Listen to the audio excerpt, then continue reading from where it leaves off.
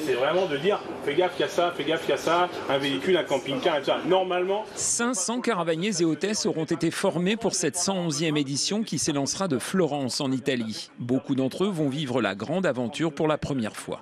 La plupart du temps, il n'y a pas réellement de parcours, il n'y a pas réellement. Les gens se présentent avec un CV la plupart du temps, ou c'est des agences qui nous proposent. Et puis après, ça se fait au fil du temps. Mais il y a pas. On a tous les profils, toutes les régions. Je dirais pas tous les âges, mais presque. Il faut donc un bagage théorique mais aussi pratique, car tous s'apprêtent à parcourir 3500 km en 21 jours, dans des conditions de conduite parfois difficiles, comme en montagne, où ils doivent se frayer un chemin parmi les spectateurs, tout en respectant des consignes de sécurité draconiennes.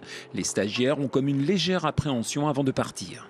Le fait qu'il y ait autant de monde qui regarde et autant de monde au bord des routes, oui, bien sûr, c'est impressionnant. Et bon, on ne sait pas trop à quoi s'attendre, en plus pour un premier tour. Donc évidemment, ça fait quelque chose, quoi.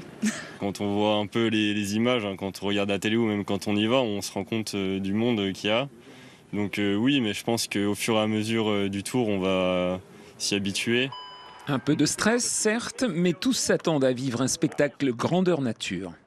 Qu'est-ce que vous espérez trouver dans cette ambiance ?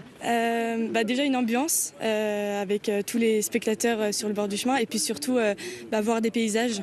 Ça c'est vraiment quelque chose d'incroyable. On va passer dans des coins magnifiques, donc j'ai hâte. Caravaniers et hôtesses à bord de 160 véhicules seront les ambassadeurs d'une trentaine de marques et sponsors, avec une particularité, puisqu'ils ouvrent la route 2 heures avant le peloton, ils ne verront jamais l'ombre d'un cycliste.